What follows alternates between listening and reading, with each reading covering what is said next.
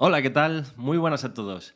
En el vídeo de hoy vamos a ver cómo ordenar correctamente nuestros pedales, tanto en el mundo analógico como en este caso en nuestras unidades fractal.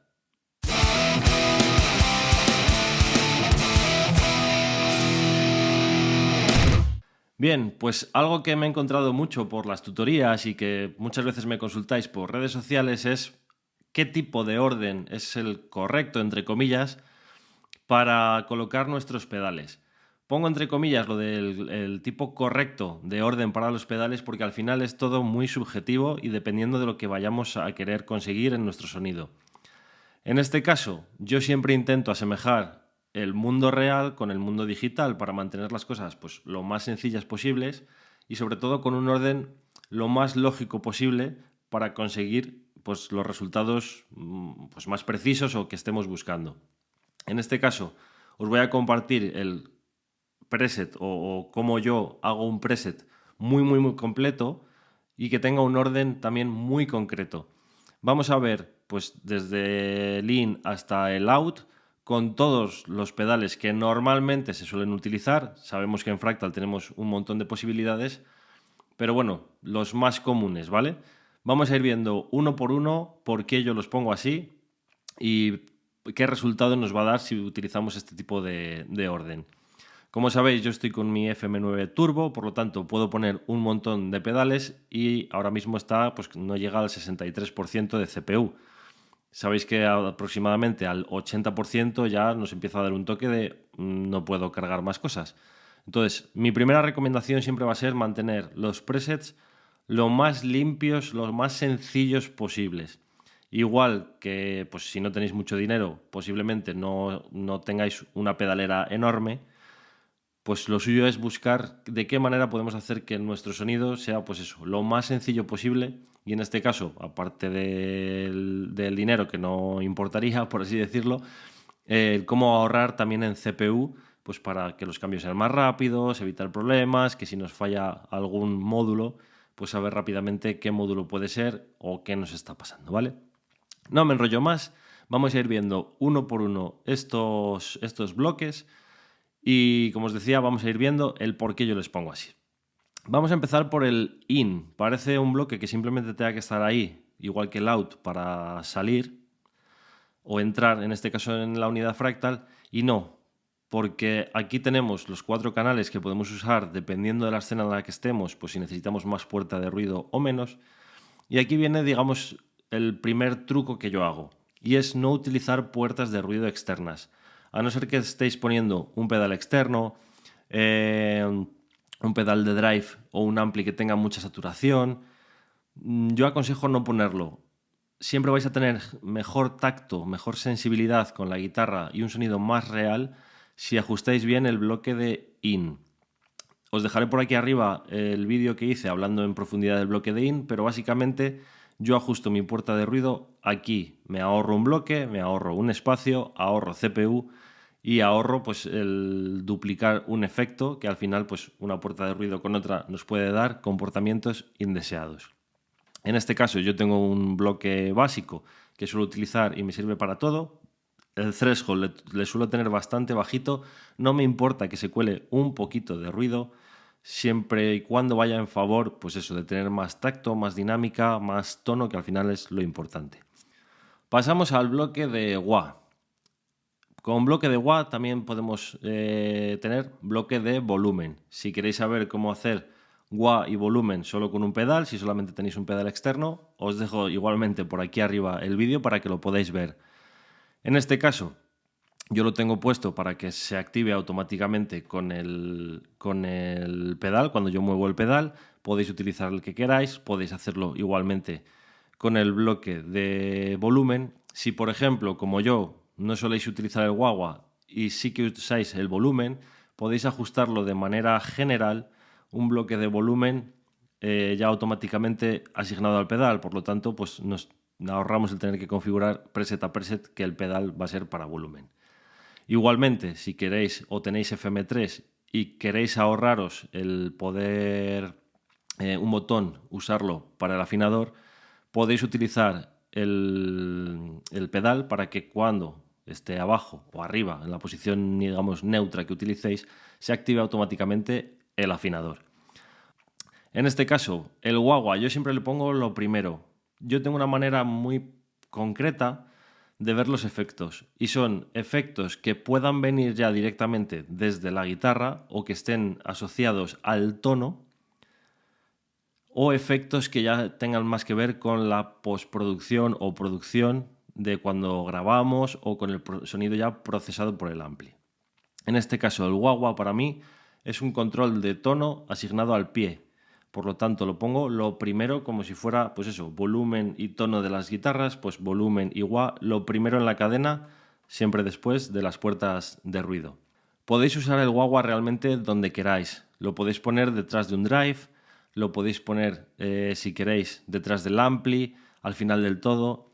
Siempre, para mí, tiene más lógica filtrar con el pie o con el tono en la mano, que al final eso es un wah-wah, filtrar esas frecuencias de tono antes de que impacten en el ampli o en un drive que potencie el sonido, en cualquier cosa que luego vaya a potenciar el sonido. De manera que si luego el wah-wah lo pusierais por detrás, la distorsión del amplificador, la distorsión del pedal va a pasar por el wah-wah y va a filtrar ya con esa amplitud de onda. Por lo tanto, el sonido va a ser mucho más exagerado. Si buscáis un sonido de wah-wah, pues mucho más exagerado, más agresivo, siempre ponerlo después. Si no, si lo que buscáis es un wah-wah normal, un wah-wah más de expresión, siempre por delante. Bien, pasamos al compresor. El compresor es un pedal que normalmente, 99,9% de las veces, yo no utilizo. Y os digo por qué. Generalmente nos puede venir muy bien pues, para algún tipo de tapping más complejo o algo más, pues un limpio que requiera que las colas duren más, o sea, que se mantenga más el sonido. En ese caso, lo podéis utilizar, lógicamente, porque para eso están. Normalmente el compresor puesto por delante puede hacer esa función, pero también puede comprimir, lógicamente, el sonido, impactar de manera diferente en el resto de pedales o en el ampli o en el sonido resultante. Para mí no tiene mucho sentido. Yo además normalmente no utilizo canales limpios que tengan 100% limpio el sonido, por lo tanto ya tiene algo de drive, ya está algo comprimido. Sobre todo, si vais a utilizar un canal de distorsión, yo no veo el por qué utilizar un compresor, a no ser que quieras algo súper compacto, súper aplastado y demás. Mientras no sea pues tipo Mark Knopfler, que buscas ya un tono, una pegada diferente en la guitarra, el compresor para mí no tiene demasiado sentido. Puedo entender el compresor después del ampli, es decir, que vayamos a comprimir ya la señal finalmente como un sonido resultante. En ese caso lo podríamos poner detrás, pero el propio ampli tiene aquí la parte de dinámica que podemos elegir entre diferentes tipos de compresión de salida y darle nosotros la compresión y threshold y demás que queramos. Por lo tanto, nos podemos ahorrar igualmente un bloque. El compresor yo le quitaría. De hecho, ya os digo que no le uso. Bien, pasamos al chorus. El chorus es algo especial porque al final, como bien está puesto aquí, es un desplazamiento de onda lo que hace que suene de esa manera. Al ser desplazamiento de onda se podría considerar un efecto de tiempo, no de tono como tal. Por lo tanto, no pasa nada si le ponéis después. Puede que dependiendo si vais a utilizar pues eso, overdrive o solo para limpio y demás, notéis más o menos la presencia del chorus. Usadlo donde más os convenga o regulad el nivel o el tipo de mix. No pasa nada donde lo pongáis. Me gusta ponerlo delante porque al final este desplazamiento de onda muchas veces lo que simula también es como si fuera un pitch. Un pitch es afinación. Si esa afinación está en mi instrumento, no está ni en el ampli ni después. En este caso a mí me gusta utilizarlo delante porque creo que queda más natural. En los canales limpios, sobre todo, no vais a notar demasiada, se nota, pero no demasiada diferencia de tenerlo delante a tenerlo después.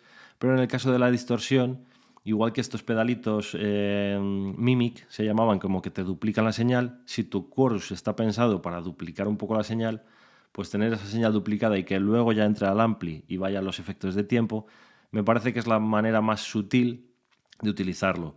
A mí los efectos me gusta usarlos de manera sutil, que no se noten demasiado o que no sean muy agresivos para que ni se coman tono ni se coman la interpretación. Podéis usarlo un poco, como os digo, a vuestro gusto. Para mí, un chorus por delante. Pasamos en este caso al phaser o phaser, muy similar, más o menos, a un flanger. ¿Dónde está la diferencia o dónde yo percibo la diferencia? El phaser realmente sería como un wah-wah, como un tono, dependiendo de la frecuencia, el tipo de phaser y demás. Me parece algo más interpretativo que no algo de sonido final. Nos pasa como con el chorus, lo podéis poner después, incluso lo podéis poner después de un drive. Si ponéis el drive delante del phaser, lógicamente va a tener como más frecuencias, más armónicos y va a ser pues más agresivo. Si lo ponéis por delante, va a ser más limpito, pues como si fuera el tono de la guitarra. Si usáis el ampli, el limpio, y os gusta un phaser, pues por ejemplo me viene a la cabeza Buckethead, el tipo de sonido limpio o no tan limpio pero con un phaser por delante que te da como esa sensación pues un poco de auto-wah. Para mí un phaser va por delante. Bien, pasamos al drive o a los booster. Y aquí quiero hacer este pequeño inciso. Es diferente utilizar un overdrive porque queremos cambiar o comprimir la pegada que va a tener hacia el ampli, por lo tanto tiene que ir delante. Es diferente si lo vamos a utilizar como parte del sonido o la distorsión. En este caso tendría que ir antes del ampli para que ese drive se amplifique y luego pase a la pantalla. O es diferente si lo que queremos es un booster. Si lo que queremos es un booster que suba el nivel, esto es algo que he visto muchas veces, muchos años, sobre todo en equipo analógico. Gente que compraba un overdrive o un booster y lo ponía por delante del ampli. Oye, pues menuda mierda de booster, porque yo le doy volumen y no me sube el volumen para el solo. Claro, porque lo que estás buscando es un efecto en postproducción. O sea, quieres un volumen que vaya después de tu sonido, no algo que cambie el sonido de tu guitarra y luego se amplifique. Es decir, un drive puesto por delante o un booster puesto por delante es como el boost que hay en muchas guitarras, pues la Jason Richardson, por ejemplo, que tiene el booster en el potenciómetro del volumen que puedes apretar. Eso te va a dar un boost. Sí que vas a notar cierto empuje, pero no vas a notar una diferencia tan auditiva en el volumen como para que destaque en un solo. Eso muchas veces simplemente está pensado para tener un tacto diferente o empujar un poco más la señal del ampli. Pero lógicamente, si está por delante, todavía no se ha amplificado. Da igual que yo tenga un chorro así de grande, que si va a pasar por un embudo así, aunque luego el embudo vuelva a abrir, pues el chorrito va a ser el chorrito. Pues esto pasa con los drives o los boosters por delante. En mi caso, como sabéis, soy muy fan del Maxon o tipo Tube Screamer o incluso el Fulltone OCD que lo usé durante muchos años. Usé el EP Booster y usé el... ¿Cómo se llamaba este? El Spark Mini de TC Electronic. Todos ellos, tanto con algo más de distorsión o menos, siempre les usaba para potenciar el ampli, nunca para realzar sonido. Para realzar sonido, pues o buscaba otras maneras o llevábamos al técnico de sonido que subía el volumen de mi canal cuando era pues un solo o lo que sea. Bien, la parte del ampli.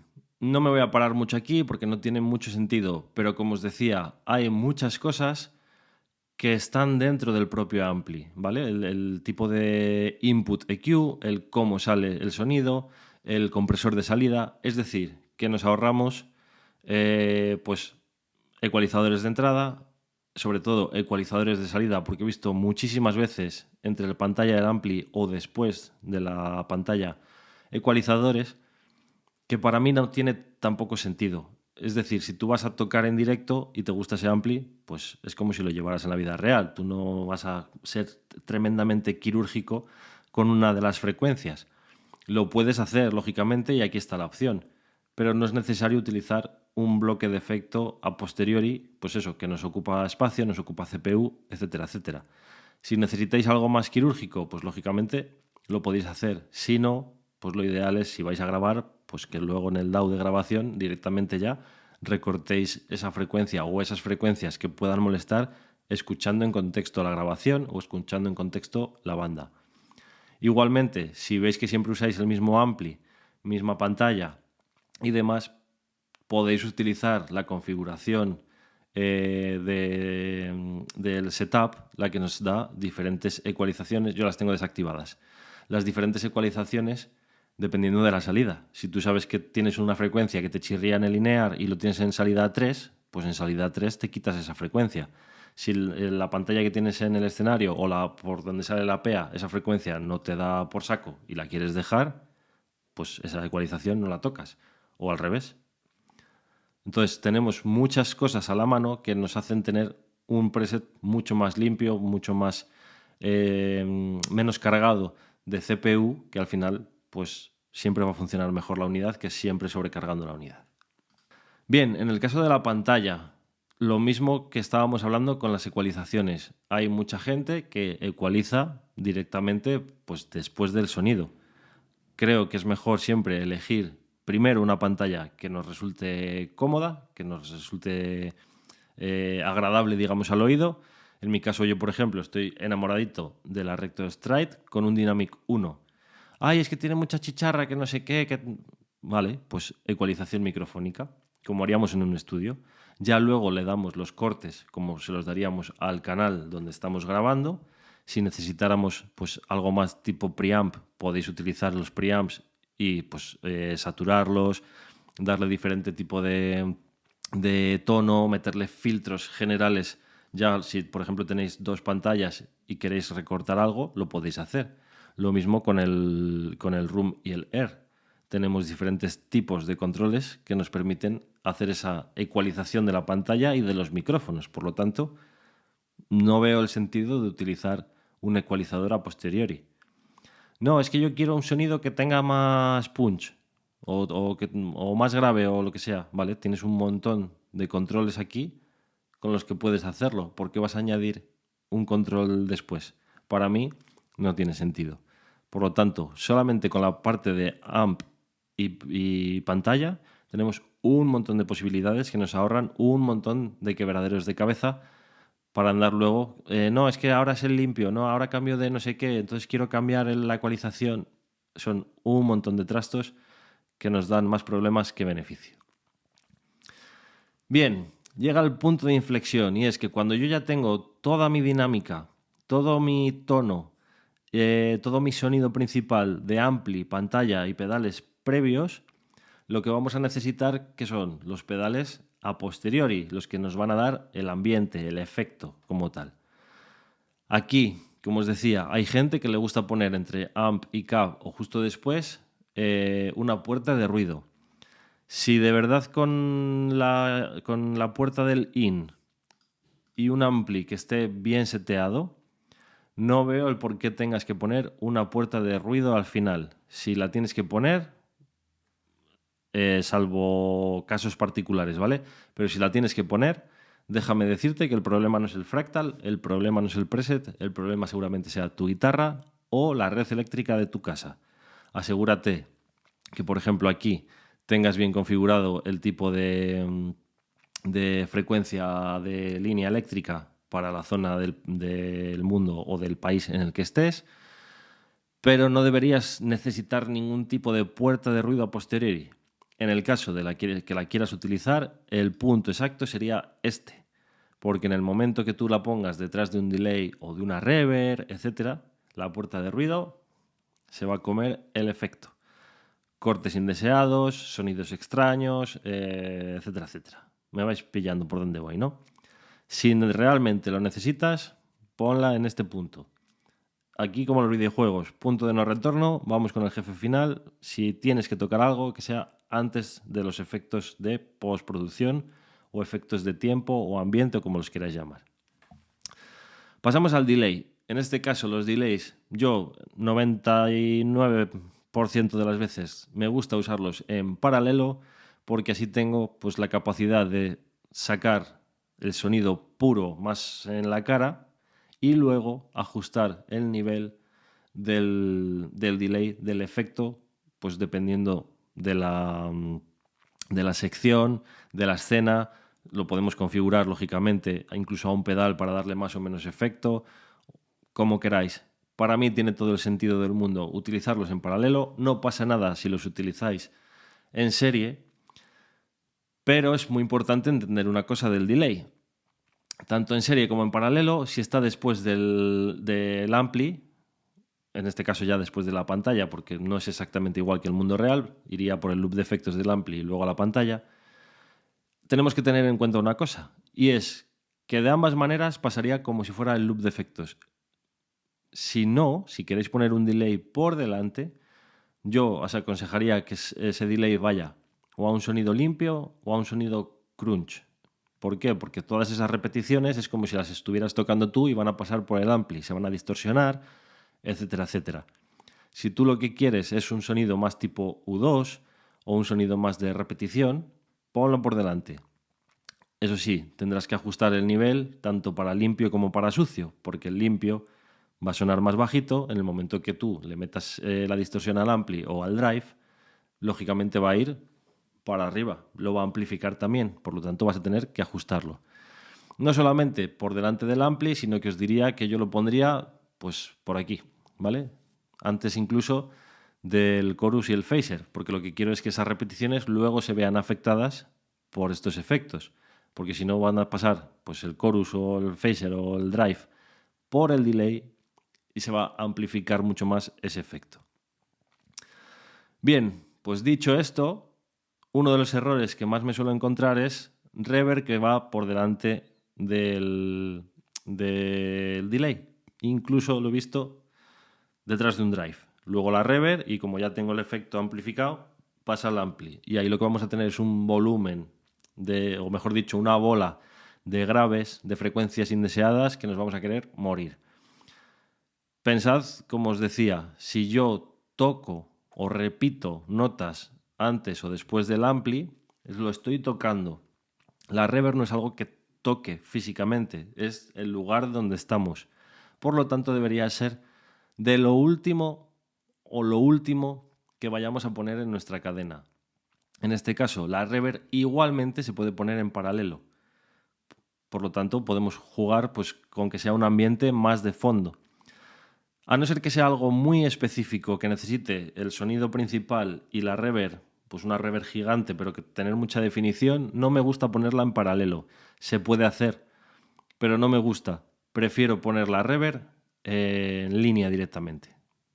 Como si mi sonido ya con delay y todo saliera de la pantalla y se escuchara en el sitio donde estoy. Puedo jugar con los niveles de reflexión, la puedo ecualizar. Esto es muy importante, ¿vale? Podéis ecualizar la reverb, no simplemente es, vale, un hall grande y me quedo ahí. No, le puedo dar yo el tipo de ecualización que quiera para hacer mis propias reverb, como si fueran reverb de convolución y simular pues, el espacio en el que esté. Normalmente vamos a evitar las frecuencias que estén por debajo de 200 para evitar bolas de grave y sobre todo también vamos a evitar las que estén sobre 6, 7000. Bueno, incluso un poquito antes viene esta por defecto, pero vamos a quitar todo el exceso de brillo porque no quiero una reverb súper brillante como si estuviera rodeado de cristales, ¿vale? Entonces, bueno, pues la podéis regular igualmente aquí. Por lo tanto, tampoco necesitamos una ecualización en bloque que vaya después de la reverb o que vaya junto a la reverb o lo que sea, ¿vale? Bien, siguiente, el enhance. Este efecto yo no lo suelo utilizar, pero sí que es verdad que es muy útil tenerlo a mano. Esto, como sabéis, lo que hace es como una especie de división estéreo. ¿Qué nos va a hacer? Pues todo el conjunto de sonido que tengamos sería ya como el último toque. Imaginaros, por ejemplo, el efecto hash al grabar guitarras en un estudio. Si no lo sabéis, dejadme en comentarios lo que es exactamente y os lo explico. Pero básicamente es cómo duplicar o dividir la señal para abrir mucho la señal estéreo, que nos dé la sensación casi como de un chorus, pero sin ese mini retardo o esa pequeña desfase en los tonos. Simplemente lo que nos va a hacer es abrir muchísimo la amplitud, pues dando la sensación no solamente de estéreo, sino pues como de surround. Yo por eso lo dejo siempre lo último. Hay que usarlo con mucho cuidadín y lo mismo, podemos jugar con la amplitud que tiene, con el tipo de profundidad, pues para calibrar cuánta cantidad queremos y cuánto lo vamos a escuchar. No se puede poner en paralelo, lógicamente, porque lo que necesita es pues, procesar las dos señales y sacar el estéreo por él mismo, pero sí que se puede ecualizar. Por lo tanto, todo lo que esté debajo de 100 se lo carga y todo lo que esté por encima de 2000 pues también, para evitar lo que os decía, pues esas reflexiones indeseadas, frecuencias que no queremos que estén y demás. Aquí pues nos da diferentes tipos, lógicamente pues el que más nos guste y podemos ecualizarlos. Bien, una vez tenemos todo esto, para mí lo último sería usar el looper. Si realmente lo usas y te gusta grabarte o hacer pistas o capas, el looper iría lo último. Lo podríamos incluso añadir delante del enhance por el hecho de que no respete o no grabe la parte de la división estéreo, ¿vale? De amplitud estéreo. Pero para mí tiene sentido ponerlo lo último. ¿Por qué? Porque si tú lo pones delante del todo, se te va a grabar el sonido limpio de tu guitarra. Según pasa del in, el looper. ¿Vale? ¿Qué pasa si yo cambio de escena o cambio de ampli? Va a reproducir todos los pedales, todos los canales del ampli, todos los efectos que estén en esa escena. Por lo tanto, si yo lo que quiero es me grabo en sucio, pero luego añado algo limpio, pues tengo que grabar el sonido sucio en el looper, cambio de escena y grabo el sonido limpio. Por lo tanto, debería ir al final del todo. Bien, por último, no menos importante, tenemos el out. Aquí vamos a poder hacer diferentes tipos de paneo y de niveles por los rows. Los rows son pues 1, 2, 3, 4, 5, 6 las filas que vamos a tener. Pues en este caso estoy usando la 3, pues yo le puedo dar más o menos y si necesitara, por ejemplo, para un solo o algo específico, le podría dar en este caso a la fila 2, que es donde está el delay, pues más o menos cantidad de efecto también. Esto lo podemos usar así, igualmente con el paneo. Si yo cojo el row 2 y me lo llevo para allá, pues el delay, aunque sea estéreo, pues va a estar más paneado hacia un lado o hacia otro. Lo realmente importante del bloque out son los scenes levels. Y aquí esto lo que podemos hacer es regular siempre los presets de la mejor manera posible. Os dejo por aquí arriba el vídeo por si no lo habéis visto.